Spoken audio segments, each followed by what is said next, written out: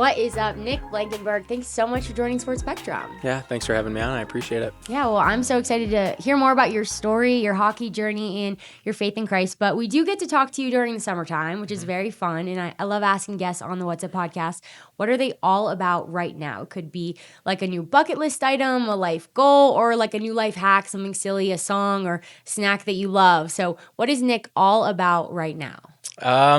Right now being summer and having the time to be able to spend time outdoors. I love being out in the lake right now. I love golfing. And you mentioned, I don't know, maybe a song or something or an artist. Like I feel like Forrest Frank has just been releasing banger after banger with his new album that's coming out. So I've been jamming to a lot of him. Forrest Frank is so good, and he is really viral, and not even the Christian spaces. Have you ever been to his concert? I haven't. He was just in Detroit, like I think within the last month, and I was out of town, unfortunately. But I feel like just seeing the revival of younger generations, like just loving and praising Jesus' name at these concerts and seeing just how much of an impact he's had on just the younger generations has been just so cool to witness. It's really cool, too, how he takes, like, TikTok trends and even like Instagram reel trends and makes them like exactly what you would see, but about his content and about his songs and about Jesus. It's so great. He does a great job. And I feel like a lot of his songs are just great, especially for kind of summer vibes and being out on the golf course or just driving in the car, windows down on a good day. So he's been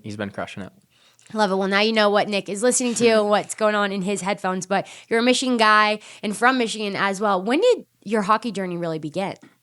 Yeah, I mean, my dad and growing up in Michigan, obviously hockey's a bit big in Michigan. So my dad and brother were both goalies. My dad was a goalie, so my brother wanted to be a goalie, and he's 4 years older than me. So when I was about that age where I had to decide, I wanted to score on my brother. So that's kind of where it started. I was 4 years old and just going to the hockey rinks, just wanting to be around my dad and my brother, and that obviously led to continuing to play hockey throughout AAA growing up in Michigan, and then ended up playing for my high school for a few years, and obviously now at this point in my career. So it's been a crazy ride. It's so fun to hear stories about siblings who one's the goalie or one was forced to become the goalie, and then you get to shoot on each other. When you think back to just your youth hockey days, is there a specific memory that sticks out to you that you always smile about? Yeah, I think for me, growing up, like playing AAA hockey, like that was always what was best.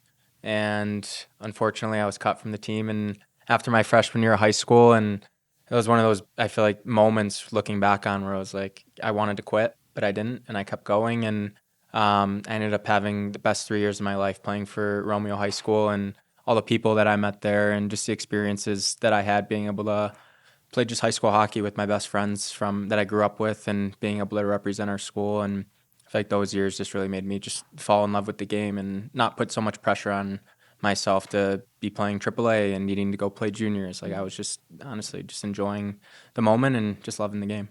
It's so crazy to hear you say that now, like knowing your NHL career and your pro career and thinking back to if you probably looked at that roster at such a young age, maybe that's not the path that a lot of those kids had.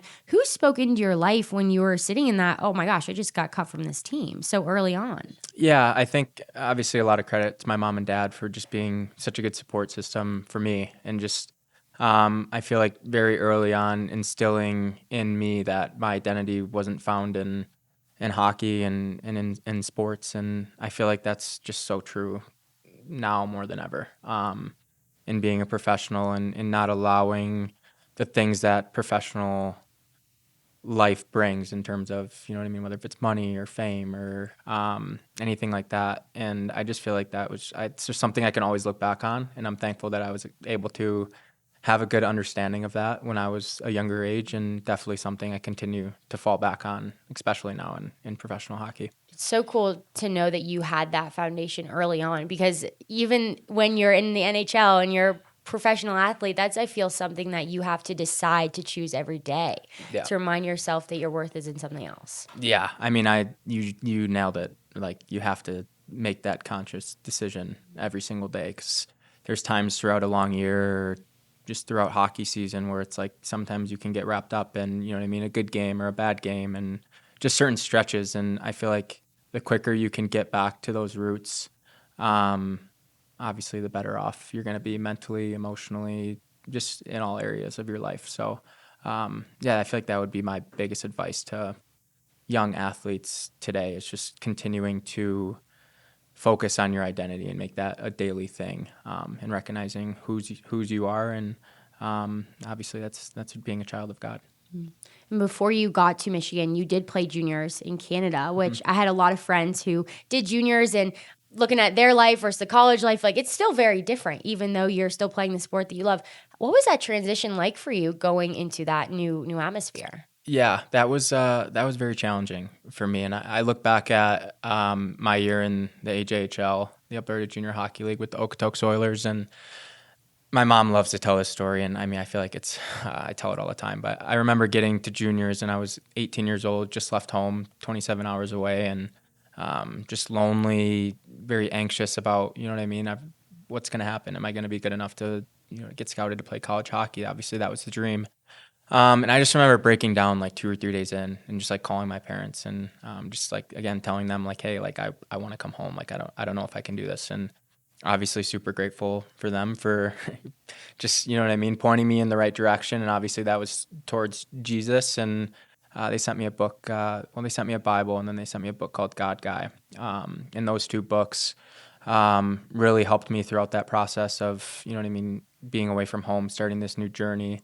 And that was before that I had a relationship with Christ, but I didn't really know how that was going to play a role in my everyday life. And getting to that point of feeling so broken, that was kind of the start of my journey in faith. And luckily I was able to get involved in team chapels and other believers on the team, and that was kind of the start of my faith journey. Wow. Yeah. Shout out to your parents for Yeah, it's your seriously. 2 to 3 days in, Yeah. like and so early too, Yeah. but definitely a scary transition for sure. And I want to ask you about the loneliness part of that, because you're on a team. You got Yeah. teammates. You're surrounded by so many people, and I feel it is so often in college athletics, juniors, when you're playing pro, and you could be playing in these massive stadiums, and you have teammates around you at all hours of the day, to the point where you're sometimes like, all right, let's Yeah. have some alone time.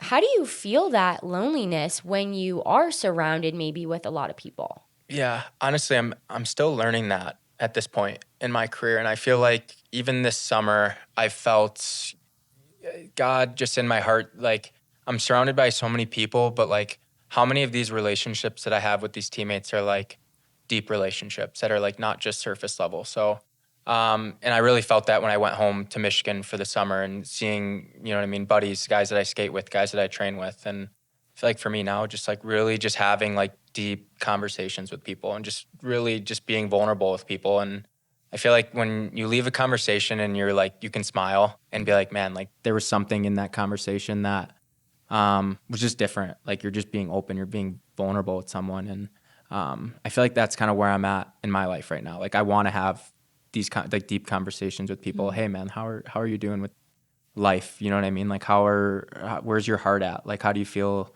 just with anything, and just having those conversations, just getting a coffee and being intentional about that. Cause it's so easy to get wrapped up in going to the rink. Oh, hey, how was dinner last night? Oh, it was fine, or anything like that. Like trying to just be more intentional about having meaningful conversations with guys.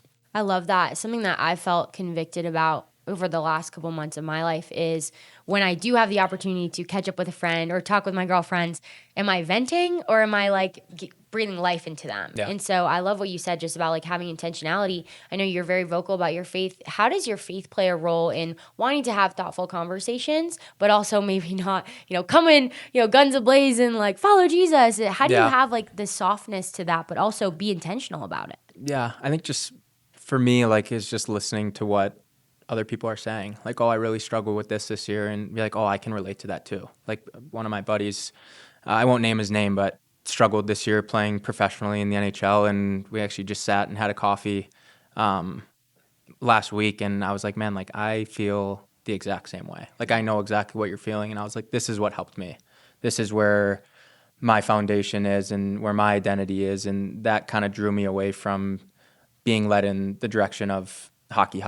It's all about this. It's all about performance, and just having open conversations. Like, hey, this is what I do. This is what Jesus has done for me, and just being very open about it, and just not, you know what I mean, not forcing anything or pushing anything on anyone, but letting them come to that decision by themselves. And just, I think now as I get older, like the more people I talk to, like people are interested in Jesus. People want to know who he is. I think it's just having that faith and stepping out and being vulnerable and asking those questions.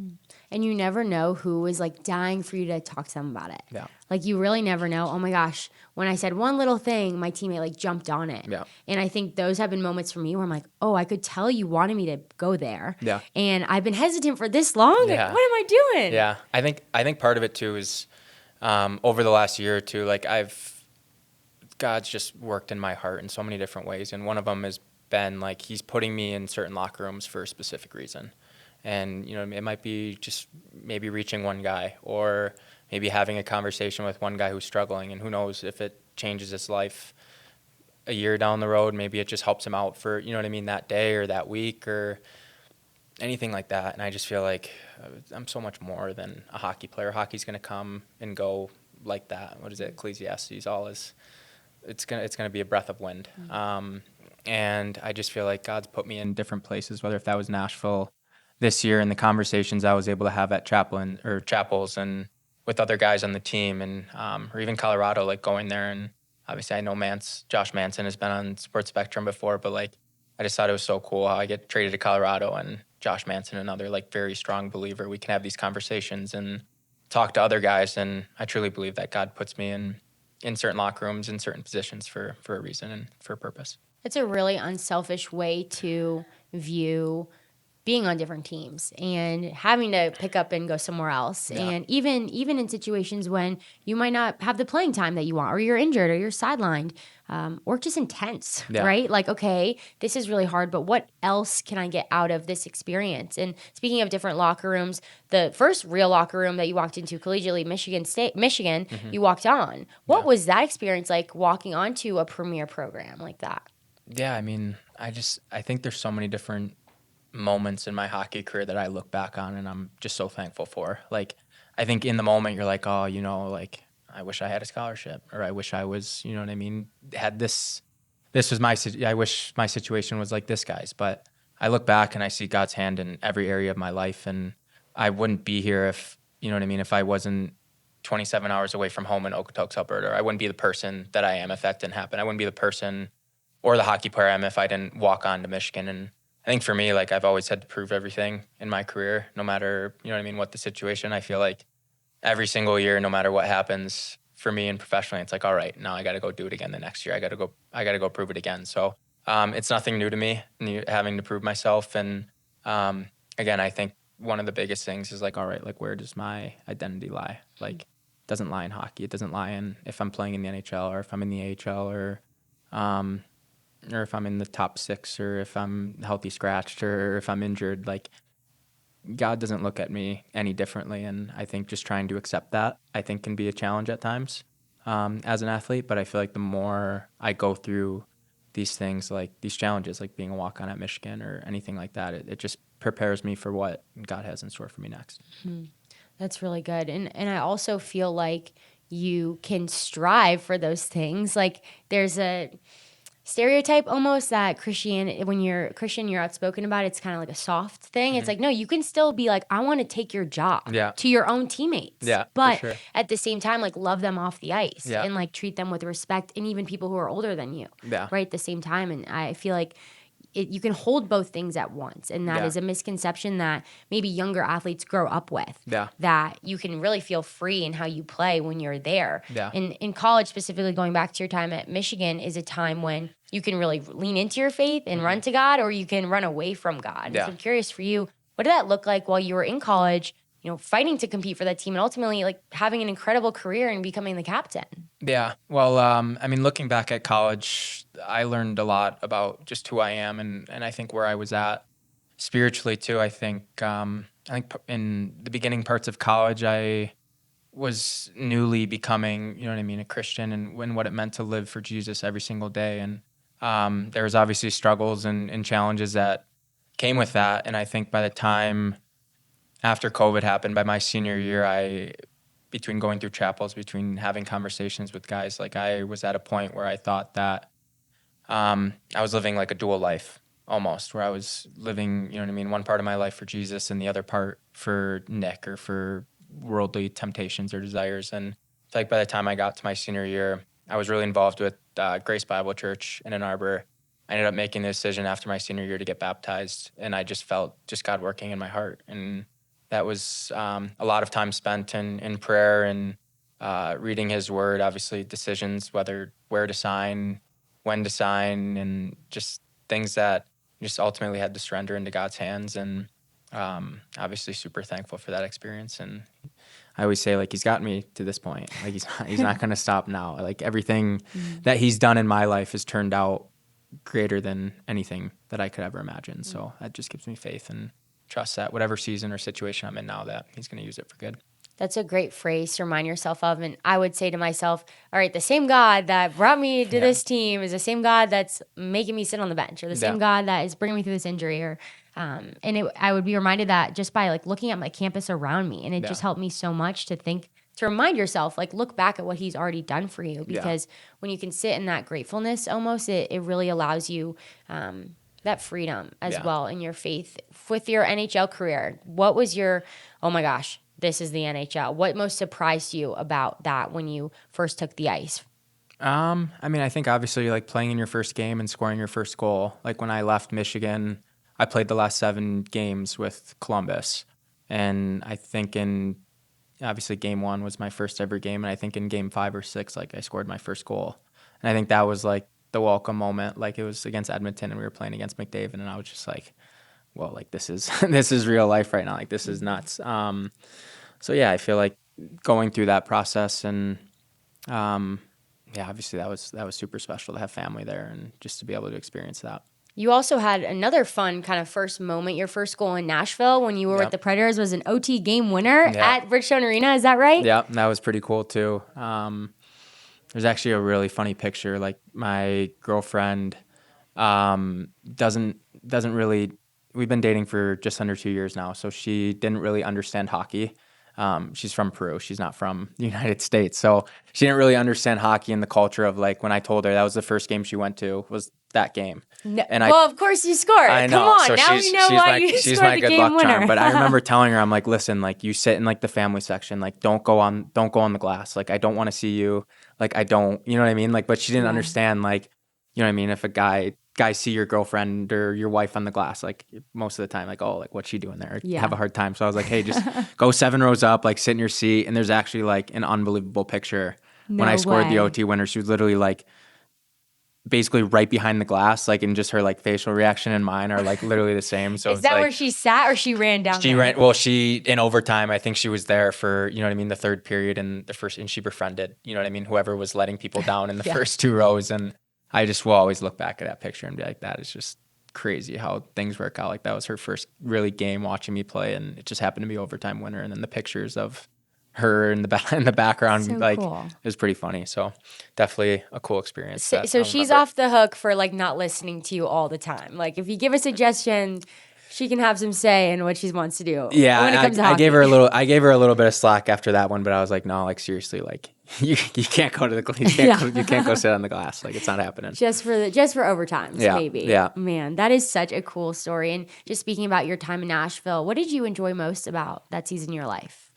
Yeah, I mean, I really fell in love with Nashville. After when I signed with Nashville, that summer before I signed, I ended up having to get heart surgery, which was an outpatient procedure. It wasn't anything too serious or anything like that. I was going through some health stuff in Columbus, and honestly, I didn't really know if I wanted to play hockey anymore or if hockey was going to be like part of the future. And obviously, by the grace of God, like surgery went well. I've had no issues since, and I've been very healthy. It was just, like I said, an outpatient minor procedure. And going into that year in Nashville, I was just like, man, like I'm just gonna have fun. Like I'm just gonna enjoy the gift and the blessing of being able to play hockey and being able to do what I love. And just that year, there were some pretty special moments of, you know what I mean, just playing in Bridgestone Arena, like on Broadway. It was so cool. The group of guys there was just unbelievable. And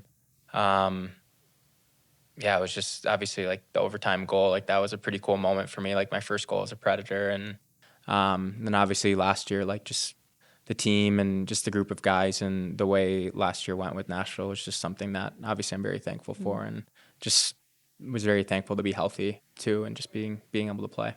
Well, thank you for sharing that, Yeah, no because problem. that's a kind of a scary part of your career. You're really questioning what the future will look like for you when you're sitting in that. And obviously, you've had injuries before. You're an Yeah. athlete. You've been through it, but this is different, right? Yeah. This is a little bit like truly, like literally more internal. Yeah.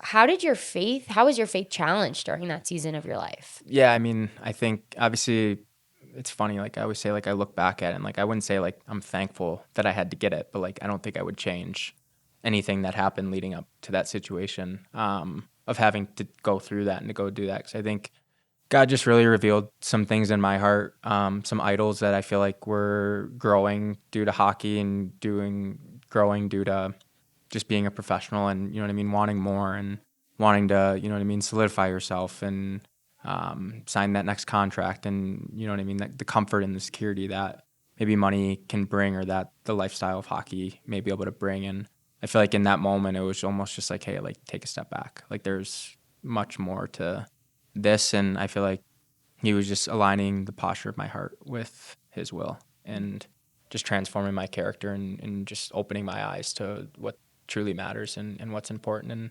honestly, that's allowed me just to, you know what I mean, live each day and playing hockey as a gift and just being thankful for it. And just, I think going out and playing these games, just like I said, like the posture of your heart is not for these worldly things or these earthly things, but they're to honor Jesus, to give back to God what is already his. And I'm super thankful for that. When you know like the goodness of God and you know the grace that he's given you, when you feel your heart posture change, it's like, oh gosh, that's pride. And you almost appreciate being humbled, like you said, Yeah. in a way, even if it does take something super serious and that you don't want to go through. But I know even in times of my life, even it's like after a great drill that I had, Yeah. feeling that pride, it's like the worst feeling because you know, oh Yeah. my gosh, this is not what my heart posture should be. So it's really cool. And I appreciate you sharing that because I think that's going to be so helpful for some young athletes. But at the end of this last season, you did get traded to Colorado, which, you know, a trade is difficult in its own sense, but cool opportunity for you in the playoffs. How did you handle just that experience? Yeah, I mean, that was obviously a bit of a shock. Like, initial reactions, I was super excited that I was going to the best team in the league, and it was super exciting. Obviously, I knew that I was going to miss Nashville and the group of guys, and obviously that's a part of the business and what we do. But yeah, I was just excited to lean into this new opportunity and have a chance to, you know what I mean, to play in the Stanley Cup and to play on such a team with so many guys like, you know, like Nathan McKinnon, Cale Makar, Gabe Landeskog, Brock Nelson, Kadri, like all these guys who are just such elite players. And what I was honestly looking forward to a lot was, I know Josh Manson pretty well. I know we talked about him a little bit earlier, but just how strong of a believer he is. And I just thought it was so cool that I was being brought into another locker room with another strong believer and having other guys who were passionate about their faith, and Brent Burns and Brett Kulak and Sam Malinsky and all these guys who were just trying to grow in their faith. And I just thought that was really cool and just an awesome experience for me in just the short time that I was there. Yeah, not only like, I have the opportunity to compete for a championship, but also like knowing the community that you're going to be placed into is really special. And at the end of the day, those are the things that you remember when you're done playing is like, okay, who are my relationships? And even going back to what you said to start this podcast, like how can I be more thoughtful with just the conversations that I have with my friends? And I'm curious for you, having had a different home, you know, throughout your hockey career, even before the pros, what allows you to stay grounded in your faith when maybe your community is changing and maybe your church looks a little different and even just your friend group is really different? Yeah, I think a big thing for me is just staying true to my roots, like staying close to people. Like we said, like professional hockey can be lonely. Like it can be difficult and challenging at times, or you're by yourself a lot. So staying in touch with, you know what I mean, close friends, good friends, calling people, messaging people, and obviously staying in touch with parents and having that support from them has meant the world to me and has been a huge help. And then, like I said earlier, like being traded and being placed in a new locker room, like I just kept telling myself, like, yeah, it was a very challenging season getting traded, and you know what I mean, the pressure of, you know what I mean, performing in playoffs and you know what I mean, being in and out of the lineup and not knowing when you're going to get in. It does come with its challenges and pressure, but I think just knowing that God has put you in this locker room for a specific reason and a specific purpose, and it may not make sense at the moment, but just continuing to trust in His plan, and obviously a big part of that is being in His Word, and just staying close to Him, because He's my strength, and He's what guides me. And with that pressure, you can know it in your heart, and go into your game day, even just walking into the arena, understanding that. But are there things that you do on game day before you go take the ice that really help you like keep your eyes fixed on Jesus and ground you in your faith, like quite literally during and after and before the game? Yeah, I'd say just for like pregame and during, like I would love to get better at spending more time in the morning in the Word and in just prayer. That just getting out of bed in the morning can be challenging for me, so I'm currently working on that right now. Or You're saying you like to sleep in? Is that what you're saying? Yeah, just like sleep in, hit snooze. Yeah. Like I'm not great at it. So I will admit I'm also struggling with that, Yeah. and I also got into the bad habit of making multiple alarms that are not for that morning. They're for like the next day somehow. So we've actually had some problems. Yeah. So I think that's one I'm definitely working on. And then I think for game days, you know what I mean? I obviously throwing on like a worship playlist or a podcast when driving to the rink that kind of just gets you grounded a little bit as you walk into the rink. And then just always waking up from a pregame nap. I normally leave for the game, say around 4 o'clock. I'd always wake up at 3 and spend a little time journaling or getting in His Word and just kind of praying through, you know what I mean, whether maybe a little bit of anxiousness or nervousness at times. Obviously, playoffs are a different animal than regular season a bit. But, I feel like that's a big one. And then I think just listening, I'm a big like worship music guy. Like I'll try, and as I do my warm-up, I have a few songs that I normally will listen to or rotate through a playlist that as I'm warming up, just try and like go through some breathing exercises and just relax. And then one that actually Mark Rumchick, who's here at PAO, taught me a good one, just like always trying to find a cross wherever you're playing. And I feel like you can always find one like up in the steel and top of stadiums, and just like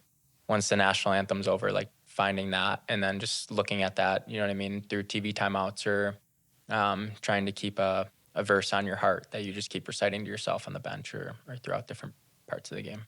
You mentioned Mark, USA Development Chaplain, also works with Michigan hockey. And Yeah. when you said find a cross up high, I'm thinking Jacob Truscott also said that on the What's Up podcast a few years ago. He said looking up into like the ceiling basically of the Yost Arena would help like really ground him. Or even I think he said just crosses anywhere. And so I took that from him. And so it was so cool just hearing you say that now, because really like the trickle down effect too of like how that can impact not just like one person but teammates. Yeah, Mark's been awesome. And I mean, here at PAO, we got Owen Power and Kent Johnson here, like 2 other Michigan guys who have really come into their faith over the last few years. And it's just so cool to see just how far they come since, you know what I mean, almost they were freshmen at Michigan. But I feel like one more that I started doing this year was, those little like the baby Jesuses. I want one. I don't know where do you get them? I've been seeing them everywhere. I ordered like TikTok 100. shop? No, I ordered like 100 of them off like Amazon. Okay. So like my mom started doing it with my sister and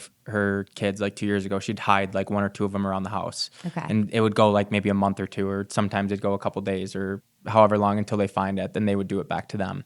So my mom did it to me one day when I was visiting them and hid it, you know what I mean, in my suitcase. And then I was like, okay, I'm ordering a bunch of these. So I handed them out to a bunch of guys in Colorado and Nashville, and like I would see them like put them in their stall, or like I always have it in like my travel bag or like your tape bag. So I'd always like, you know what I mean, pregame routine, you go tape your stick. Like I'd grab little baby Jesus and like put him right there, like just like stuff like that. I feel like it's always just like a good reminder to have. I love that. I'm going to now order my own package on Amazon. And it can seem silly when you see them like on Instagram or when you're ordering them on Amazon. But like truly, when you love Jesus and you see that, you're like, oh yeah, that's just that's not Jesus. Like it's a little plastic thing. Yeah. But it's a great reminder of just like, okay, like that is like, I put that there for a reason, you know, and it just is a good little trigger, whether you got to write something on your hand, you got to look up and find a cross, or you have a little plastic baby Jesus, you know, in your stick bag. That says Jesus loves you. Like always they say Jesus loves you on them. And there's a bunch of different colors. So it's always just a good reminder, like just knowing just how loved you are. I feel like that as a believer, sometimes it can be hard to comprehend like just how much God like really loves you. And like, I feel like sometimes it can be hard to love yourself, you know what I mean? And to think that there's a God out there who loves us so much that he gave his son for us is just something that is so special and just so incredible. once we can fathom that and just believe that in the deepest parts of our hearts, because it's true. Beautifully said. Yeah. And Nick, last question from you. It's very obvious that your faith just pours out and it is just flowing from you. And for a lot of young athletes who love the Lord and they're all about it and they want to be bold about it, but might feel like hesitant to post. And not all of us have to post on Instagram a lot, but like even be hesitant to have a real conversation with their teammate. You're someone who is very bold about their faith and it's very clear. What advice would you give maybe a young athlete who, wants to share their heart and be outwardly Christian, but might be hesitant to do it? Yeah, I think a big one would just be like how you portray yourself around, you know what I mean, the rink or around the field, you know what I mean? And I feel like if you live a life that reflects Jesus, people are going to see something and you'll be like, what's different about that guy? Like, I want that. And I feel like obviously words are just words at times. I feel like if you can actually show it with how you act, how you talk, how you play, how you work, I feel like that's a big just one that other kids see and be like, man, like I want to be more like this guy. And then be like, hey, what makes you so different? Jesus. Like maybe not that simple, but you know what I mean? Like, oh, I have a personal relationship with Jesus, and that really just helps me in everything in my work ethic. I'm not doing this for fame or for glory, but I'm doing this for him.